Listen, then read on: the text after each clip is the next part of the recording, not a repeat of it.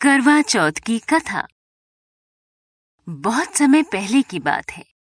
एक साहूकार के 7 बेटे और उनकी एक बहन करवा थी।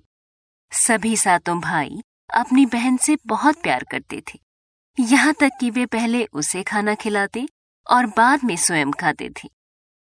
एक बार उनकी बहन ससुराल से मायके आई हुई थी।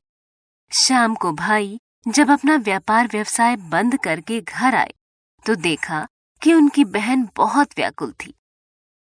सभी भाई खाना खाने बैठे और अपनी बहन से भी खाने का आग्रह करने लगे, लेकिन बहन ने बताया कि उसका आज करवा चौथ का निर्जल व्रत है और वह खाना सिर्फ चंद्रमा को देखकर उसे अर्घ्य देकर ही खा सकती है।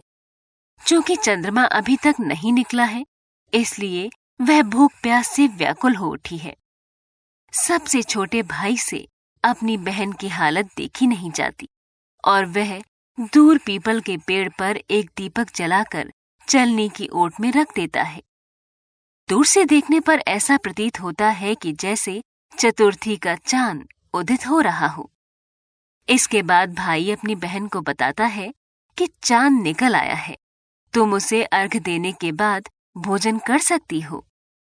बहन खुशी के मारे सीढ़ियों पर चढ़कर चांद को देखती है, उसे अर्घ्य देकर खाना खाने बैठ जाती है। वह पहला टुकड़ा मुंह में डालती है तो उसे छींक आ जाती है।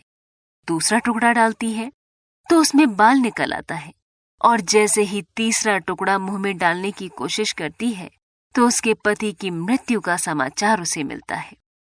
वह बौखला जाती है। उसकी भाभी उसे सच्चाई से अवगत कराती है कि उसके साथ ऐसा क्यों हुआ। करवा चौथ का व्रत गलत तरीके से टूटने के कारण देवता उससे नाराज हो गए हैं और उन्होंने ऐसा किया है। सच्चाई जानने के बाद करवा निश्चय करती है कि वह अपने पति का अंतिम संस्कार नहीं होने देगी और अपने सतीत्व से उन्हें पुनर्जीवन दिलाकर रहेगी। वह पूरे 1 साल तक अपने पति के शव के पास बैठी रहती है, उसकी देखभाल करती है। उसके ऊपर उगने वाली सुईनुमा घास को वह एकत्रित करती जाती है। 1 साल बाद फिर करवा चौथ का दिन आता है। उसकी सभी भाभियां करवा चौथ का व्रत रखती हैं।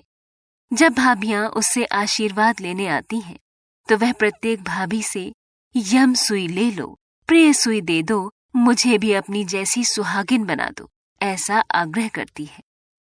लेकिन हर बार भाभी उसे अगली भाभी से आग्रह करने का कहकर चली जाती है।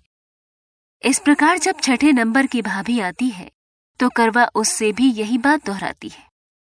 ये भाभी उसे बताती है कि चूंकि सबसे छोटे भाई की वजह से उसका व्रत टूटा था, अतः उसकी पत्नी में ही शक्ति है कि वह तुम्हारे पति को दोबारा जीवित कर सकती है।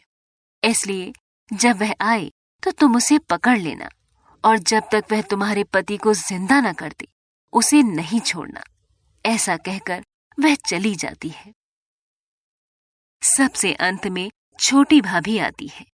करवा उनसे भी सुहागिन बनने का आग्रह करती है, लेकिन वह टाल मटोली करने लगती है। इसे देख करवा उन्हें जोर से पकड़ लेती है और अपने सुहाग को जिंदा करने के लिए कहती है। भाभी उससे छुड़ाने के लिए नोचती है, खसूटती है, लेकिन करवा नहीं छोड़ती है। अंत में उसकी तपस्या को देखकर भाभी पसीज जाती है और अपनी छोटी अंगुली को चीरकर उसमें से अमृत उसके पति के मुंह में डाल देती है। करवा का पति तुरंत श्री गणेश कहता हुआ उठ बैठता है। इस प्रकार प्रभु कृपा से उसकी छोटी भाभी के माध्यम से करवा को अपना सुहाग वापस मिल जाता है। If you found the one, you should never give her up. I think it's the way life changes when in love.